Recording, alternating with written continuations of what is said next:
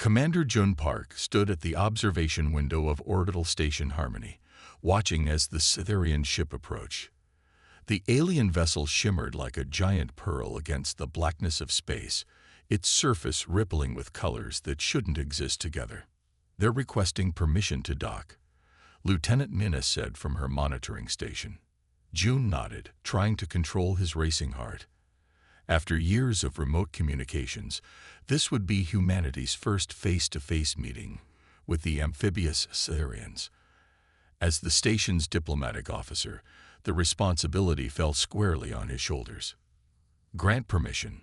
Alert all department heads to prepare for arrival," he ordered, straightening his dark blue uniform. Earth United had chosen him for this role because of his calm demeanor and quick thinking. Today, he would need both. The Cytherian ship connected to the station with surprising gentleness for its massive size. June led his welcome team to the docking bay, where they waited as the airlock cycled.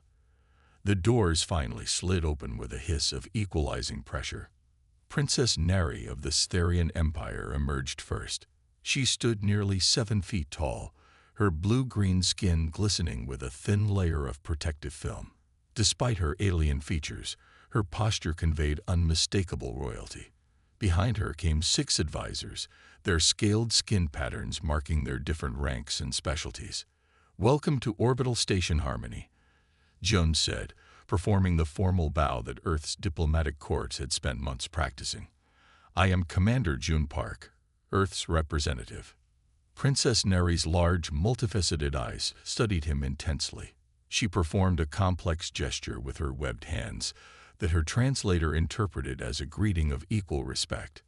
"The journey across the stars was worth making," she said, her translator rendering her bubbling speech into clear English. "Your species has accomplished much in a short time." The formal introductions continued as June presented his team.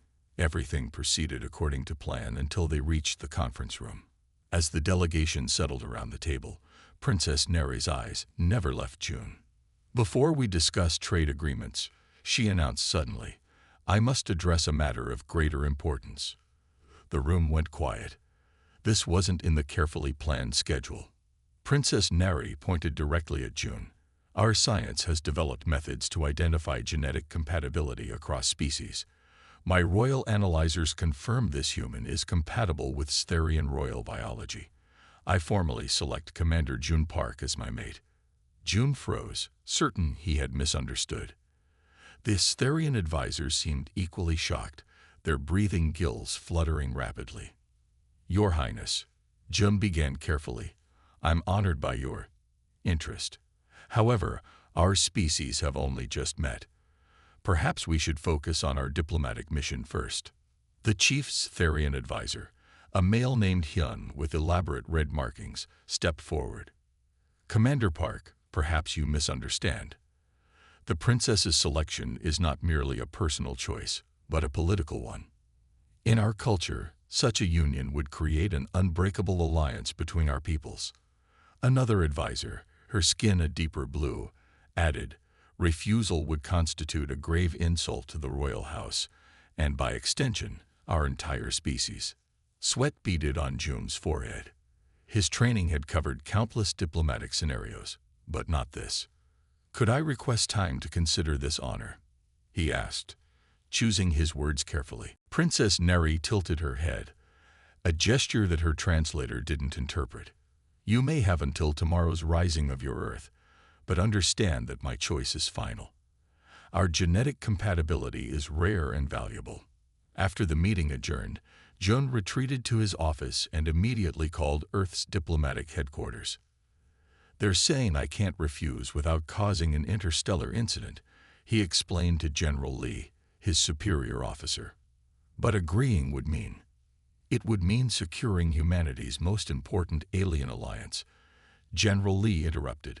"The Cytherians control technology we desperately need, Commander." "With respect, sir, you're not the one being asked to marry an alien princess." General Lee's expression softened slightly. "Look, Park, we're not asking you to actually, well, just go through their ceremonial rituals, learn their customs, Via's time to establish proper diplomatic channels. That night, Jung couldn't sleep. He paced his quarters, wondering how his life had taken this unexpected turn. A soft chime at his door interrupted his thoughts. Princess Neri stood outside, without her entourage. Up close, without the formal setting, he noticed the intricate patterns in her scales and the intelligence in her large eyes. "May I enter?" she asked. Joan hesitated, then nodded. "I sense your reluctance," she said, her translator making her sound more mechanical than she had in the conference room. "You believe I chose you for political reasons alone, didn't you?" Joan asked. "Politics are always a factor for royalty," she admitted. "But the genetic analyzer only gives possibilities. The final choice was mine." She moved closer, studying him. "Your species adapts rather than conquers. You survive through intelligence rather than force. These qualities would strengthen the royal bloodline." June realized she was paying him a compliment in her own alien way. "Your customs are very different from ours," he said carefully. Princess Neri made a sound that might have been laughter. "Indeed, they will seem wild to you, as yours do to me. But is not the exploration of difference the foundation of diplomacy?" As she left, Jun realized he had few options. Refusing might doom humanity's first major interstellar alliance. Accepting would mean stepping into a world of alien customs he couldn't begin to imagine. Tomorrow, he would give his answer. Tonight, he wondered what strange new future awaited him as the chosen mate of an alien princess. June stared at the pool of luminescent blue liquid, its surface rippling gently in the dim light of the Stherian cultural chamber. Princess Neri stood beside him, her scaled skin reflecting the pool's glow. "This is the pool of ancestral memories," she explained. "All royal mates must immerse themselves to connect with the lineage they will join." June swallowed hard. It had been 3 weeks since he reluctantly agreed to the courtship period, hoping to strengthen Earth-Stherian relations while buying time for diplomatic solutions. So far, each new custom had pushed his boundaries further. "What exactly happens when I get in?" he asked, eyeing the strange fluid. "The biosensitive compounds will form a temporary connection with your nervous system," Princess Neri explained. "You will experience fragments of memories from royal ancestors, and this is safe for humans." Jung couldn't keep the concern from his voice. Princess Neri gestured to a small Cytherian in a white medical uniform. "Dr. Sung has modified the formula for your physiology. The experience will be less intense." Less intense wasn't especially reassuring, but Jun nodded. The diplomatic corps was counting on him. He removed his outer uniform, down to the thin undershirt and shorts he'd been instructed to wear. "How long will I need to stay submerged?" he asked.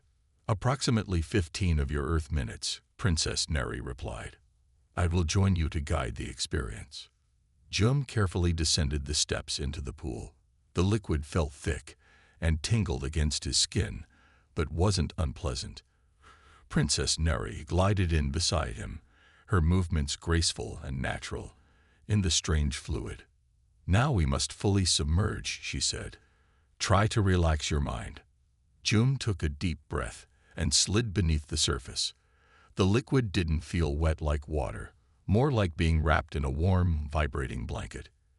He kept his eyes closed at first, fighting the instinct to hold his breath. "You can breathe normally." Princess Neri's voice somehow reached him. "The fluid contains oxygen your lungs can process." Hesitantly, June inhaled. Instead of drowning, he felt a cool sensation as the liquid filled his lungs without discomfort. When he opened his eyes, everything was crystal clear, not blurry as it would be underwater. Suddenly, his mind exploded with images. He was swimming through vast underground oceans on the Stherian homeworld. He was standing before massive alien structures that defied Earth physics. He was watching a sky filled with 3 moons and strange bird-like creatures that flew without wings. When they emerged 15 minutes later, June staggered slightly. The doctor rushed forward to examine him while attendants dried his skin with soft cloths. "Your vital signs are stable," Dr. Sung announced, sounding relieved. "How do you feel, Commander?" "Like I've lived 100 lives in minutes," Jun said, still processing the flood of alien memories. Later that evening, Princess Neri invited him to her personal quarters for what she called a truth-sharing meal. The food looked nothing like Earth cuisine. Moving plants and color-changing fruits arranged in complex patterns. "You did well today," she said, selecting something purple that pulsed slightly. "Many of my couriers expected you to refuse the memory pool." "I almost did," Jun admitted. "Your customs are challenging for humans." Princess Neri tilted her head. "Yet you adapt. This is why humans intrigue us. The Stherian way is tradition bound by thousands of years of unchanging customs." Jun carefully tried a piece of fruit that Princess Neri indicated was safe for human consumption. It tasted like a mixture of mango and mint, surprisingly pleasant. "During the memory pool, I saw ocean cities," Jun said. "They were beautiful." Princess Neri's face brightened. "The deep palaces. They are the heart of our civilization. Would you like to visit them?" Jun choked slightly on his fruit. "On your planet. I thought this courtship was happening here on the station." "A true royal mate must experience the homeworld," she said, as if this were obvious. "We depart tomorrow." The next day, Jun found himself aboard the royal shuttle, watching Earth shrink in the viewport as they accelerated toward the Stherian vessel waiting beyond the moon. "Do not worry," Princess Neri said, noticing his tension. "The journey takes only 7 days with our fold space technology." 7 days, Jun repeated weakly. No one had prepared him for leaving Earth. During the journey, Princess Neri taught him basic Stherian customs, the complex hand gestures that conveyed respect or offense, the importance of skin hydration rituals, the proper way to address different castes within their society. On the 3rd day, Jun was practicing breath control exercises when Princess Neri laughed suddenly, a musical sound like bubbles rising through water. "What's funny?" he asked. "You approach our customs like battle strategies," she said, "always analyzing, looking for advantages and disadvantages." Jun hadn't realized his military training was so obvious. "Is that wrong?" "No," she said, moving closer. "It is fascinating. Most Stherians follow tradition without question. Your human perspective sees patterns and purposes we have forgotten." For the first time, Jun saw beyond her alien appearance to something he understood: curiosity, intelligence, and perhaps loneliness. Being a princess meant living behind walls of protocol, whether human or Stherian. "Why did you really choose me?" he asked impulsively. "The truth." Princess Neri's gills fluttered, a sign of emotional response. "Because you looked at our ship with wonder, not fear. Because in all our communications, you asked about our culture, not just our technology." She paused. "And because royal mating selections rarely allow for preference." As the ship approached the Stherian homeworld, Jun realized something unexpected. Beneath the strange customs and diplomatic pressure, he was genuinely beginning to like Princess Neri.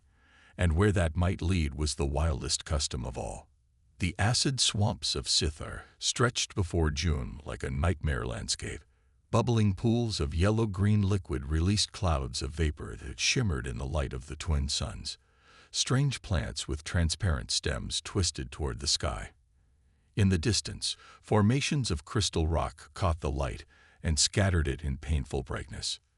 "This is the final trial of the proving," Princess Neri explained, her voice solemn. "The acid path has tested royal mates for 10,000 years." Jun stared at the protective suit the Stherian technicians had prepared for him. It was unlike any environmental gear he'd seen on Earth, thin, almost translucent, with glowing blue lines running through the material. "The suit is integrated with your biology," Dr. Sung explained, helping Jun put it on. "It will protect you from the acid and toxic gases, but only if you maintain the proper body rhythm." "Proper body rhythm?" Jun asked, already sweating inside the strange material. "Your heartbeat, breathing, and movement must remain steady and controlled," the doctor said. Fear or panic will disrupt the suit's protection. Great, Jun thought. A suit that stops working exactly when you need it most. The royal court had gathered to witness the trial. Many of the nobles watched with expressions Jun had learned to read as disgust or disapproval. Not everyone supported the princess's choice of a human mate. Elder Ta, the most vocal opponent, stepped forward. His ancient scaled skin was faded to pale green, and his ceremonial robes dragged on the ground. "This mockery has gone far enough," he announced. "No human can survive the acid path. Their bodies are weak, their minds undisciplined." Princess Neri drew herself up to her full height. "Commander Park has passed every trial so far.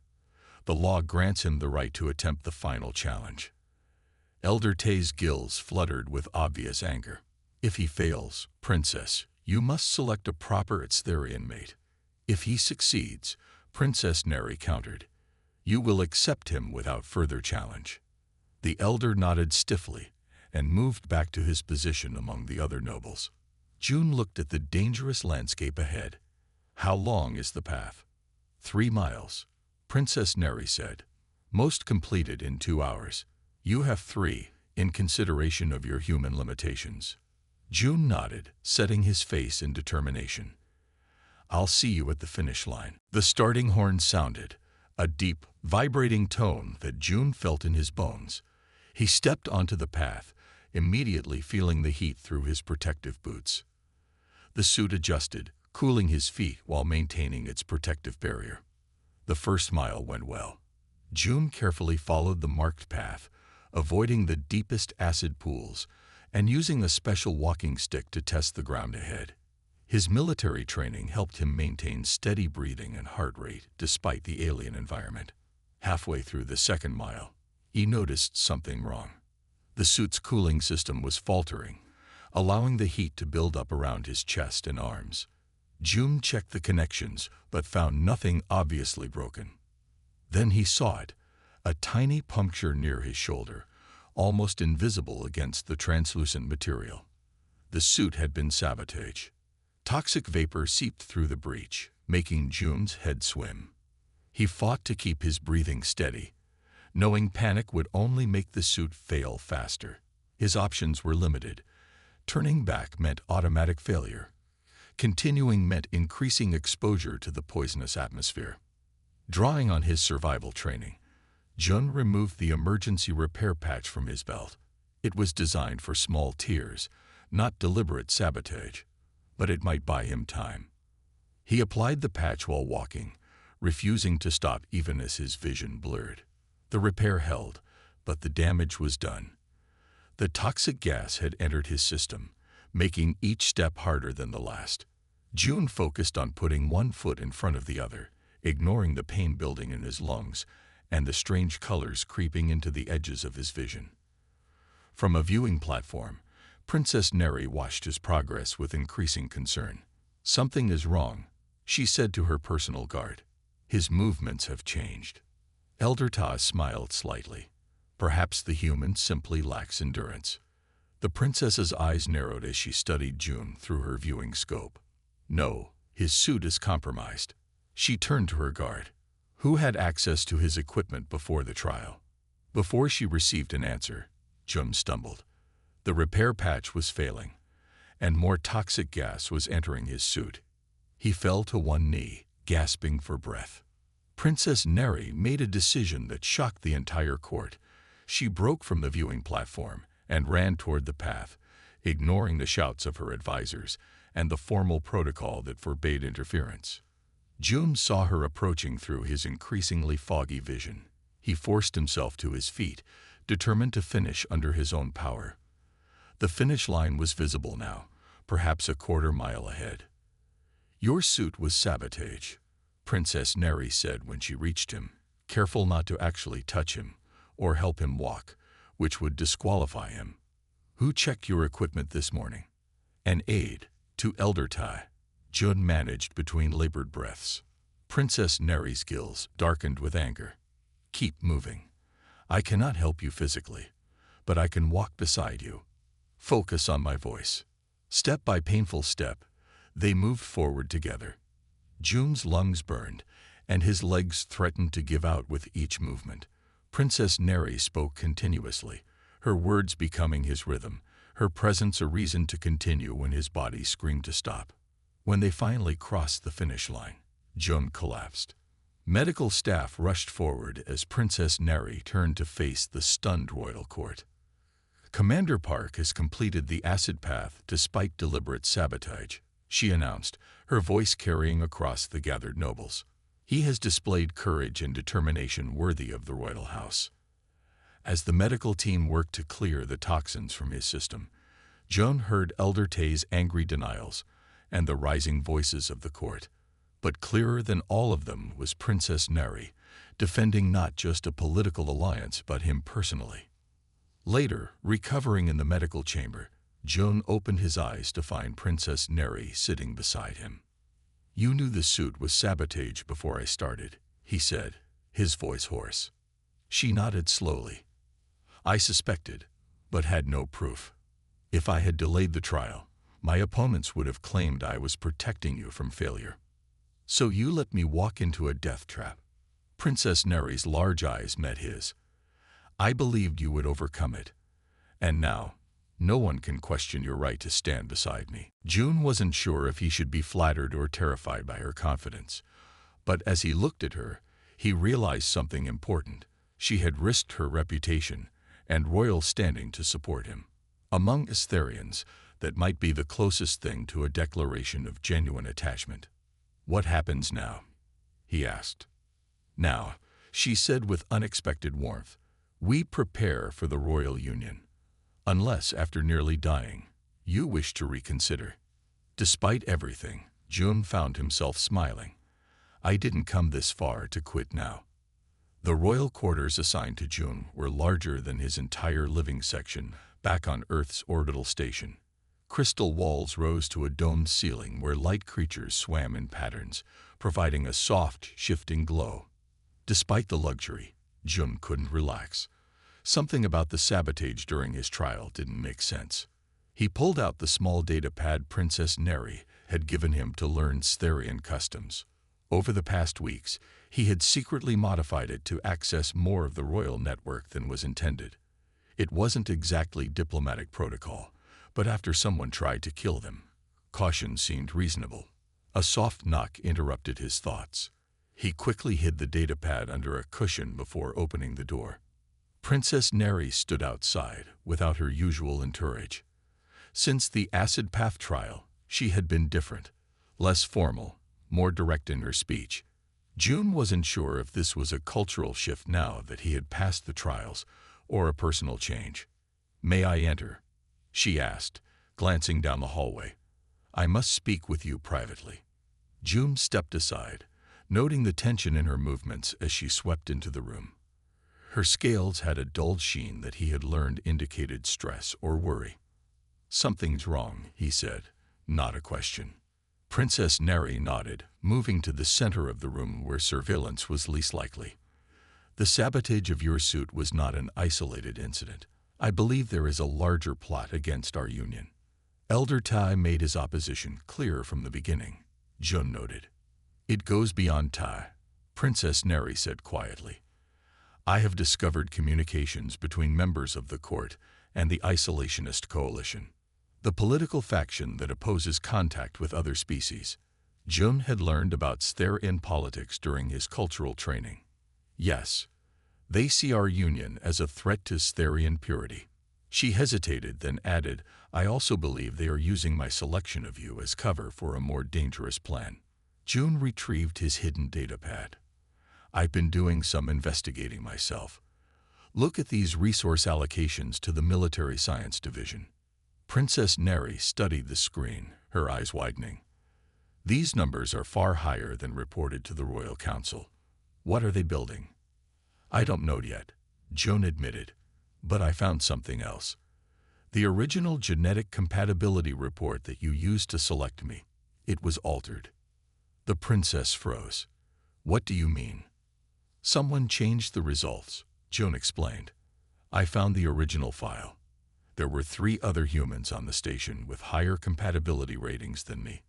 Princess Neri's gills fluttered rapidly, a sign of strong emotion. I selected you because the report showed you were ideal. If it was falsified, then someone wanted you to choose me specifically, June finished. The question is why. Before she could respond, an alert sounded on her royal communicator. The court summons me, she said, frustration evident in her voice.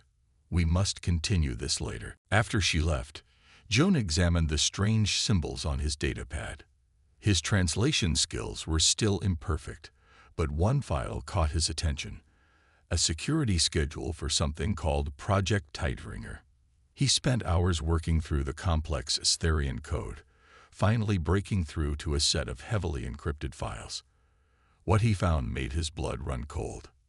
Project Tideringer was a planetary defense system designed to create massive oceanic disturbances, perfect for an aquatic species like the Scytherians, but devastating to land-dwelling visitors.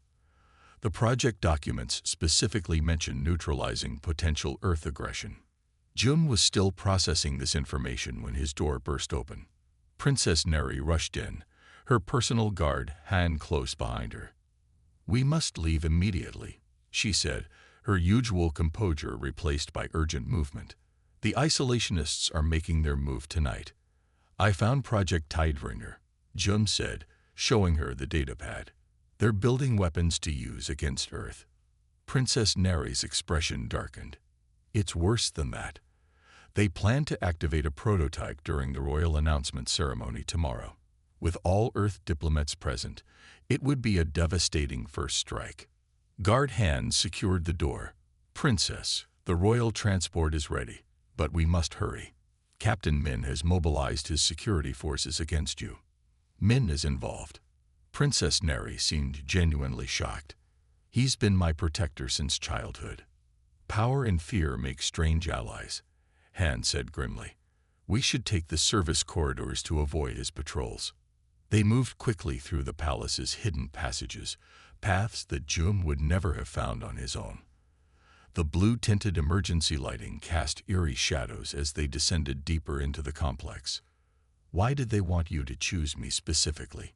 June asked as they hurried along. What made me different from the other humans? Your diplomatic position, Princess Neri replied.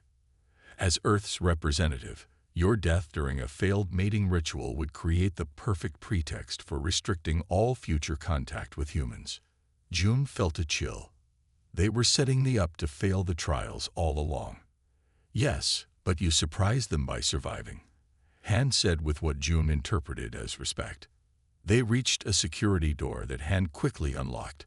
Beyond it lay a communications center with equipment far more advanced than anything June had seen in the public areas of the palace. We need to contact my father directly, Princess Neri explained, activating the system. As Emperor, he alone can order the immediate shutdown of Project Tideringer. Before she could establish the connection, alarms blared throughout the facility. Red lights pulsed along the walls and ceiling. They've discovered you're missing, Han said, drawing a weapon that looked like a small trident. We have perhaps 5 minutes before they lock down this section. Not enough time to reach the Emperor, Princess Neri said, her composure cracking slightly. June studied the communication system, noticing similarities to Earth designs despite the alien interface. We don't need to reach your father directly, he said. We just need to broadcast the evidence of their plan to everyone. The Royal Broadcast Network, Princess Neri said, understanding immediately. It reaches every Scytherian city. Can you access it from here? June asked. Han nodded. Yes, but security protocols require royal authorization. Which I can provide, Princess Neri said, pressing her palm against the authentication panel. The sound of approaching guards echoed down the corridor outside. Han moved to the door, preparing to defend their position. How quickly can you explain the conspiracy to your people? June asked. Princess Neri's expression was determined as the system acknowledged her royal codes. Quickly enough. My people value truth, even when it is painful. As she began the broadcast, June prepared to help Han defend the door. The future of two worlds now depended on whether a princess could convince her people of treachery in their midst, and whether a human diplomat could help her survive long enough to finish her message. The imperial throne room of Sithar stretched longer than any hall Jun had ever seen. Crystal pillars rose to support a ceiling that rippled like water, casting patterns of light across the thousands of Sitharians gathered for this historic occasion. At the far end, Emperor Jin sat upon the coral throne, his aged scales glinting with embedded jewels that marked his long reign. Jun stood beside Princess Neri in the center of the hall, acutely aware of being the only human in a sea of alien faces. 3 days had passed since their desperate broadcast exposed the isolationist conspiracy. Those days had been a whirlwind of security operations, arrests, and political chaos that shook the foundations of Stharian society. The evidence has been verified, Emperor Jin announced, his voice carrying effortlessly through the vast space. Elder Te, Captain Min, and 12 other conspirators have confessed to treason against the crown and crimes against our human allies. A murmur rippled through the assembled nobles. The Emperor raised a webbed hand for silence. Project Tidebringer has been dismantled. Its designers will face justice. The Emperor's multifaceted eyes turned to Jun. Commander Park approached the throne. Jun glanced at Princess Neri, who nodded encouragingly.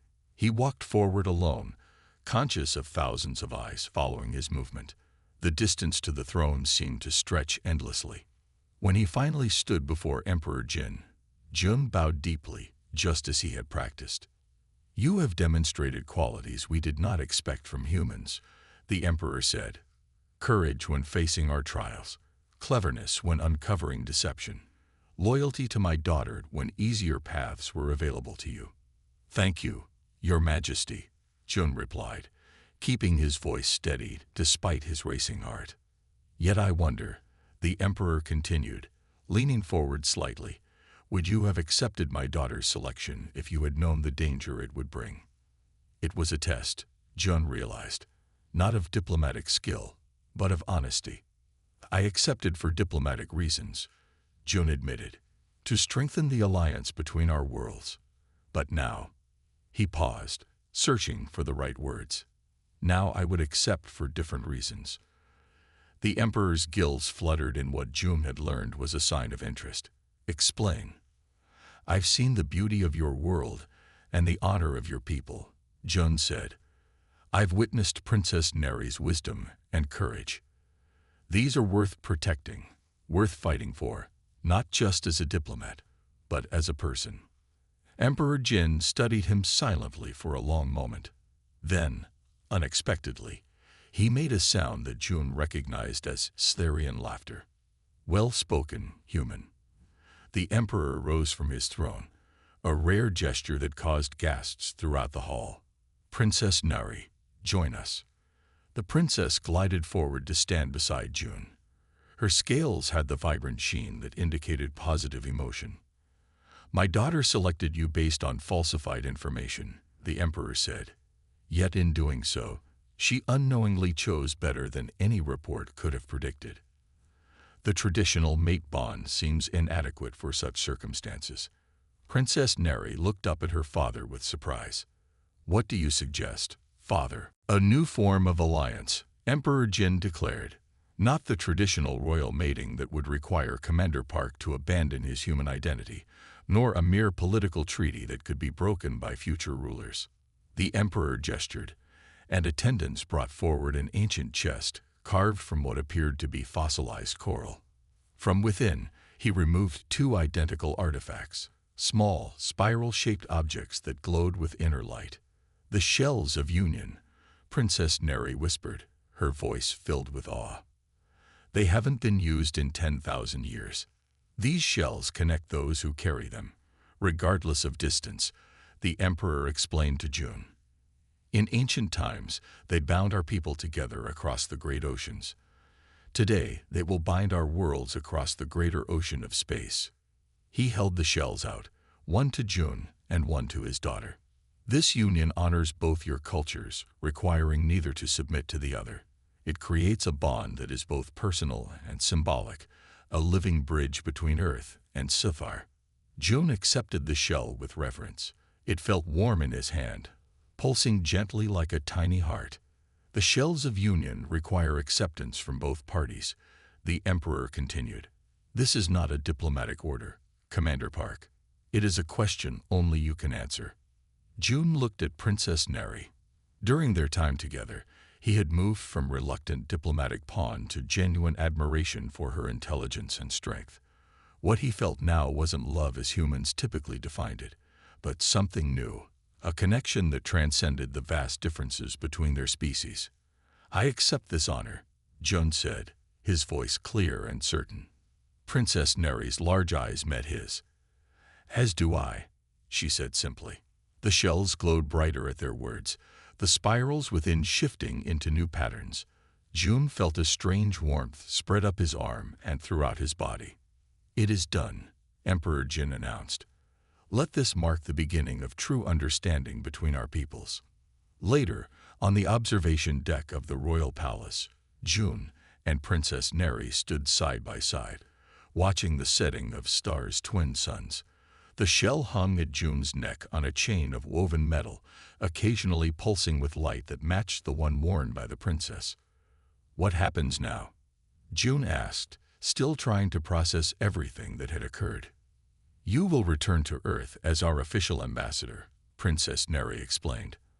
I will visit your world to establish the first permanent Stherian embassy.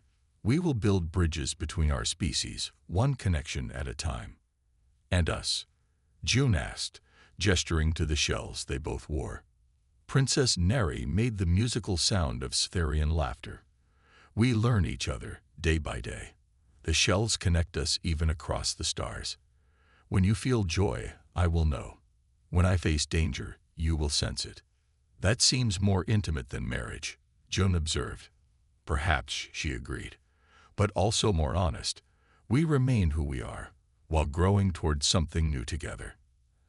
As the last light of the suns faded, the shells around their necks glowed softly, two small beacons in the gathering darkness. Whatever challenges lay ahead, cultural misunderstandings, political opposition, the vast differences in their biology and experience, they would face them not as human and Cytherian, but as something unprecedented, a partnership that might someday show both their worlds a new way forward. To unexpected journeys, Jum said, using a Stherian gesture of optimism he had learned. Princess Neri responded with a human smile she had practiced just for him, and to finding home in unfamiliar places.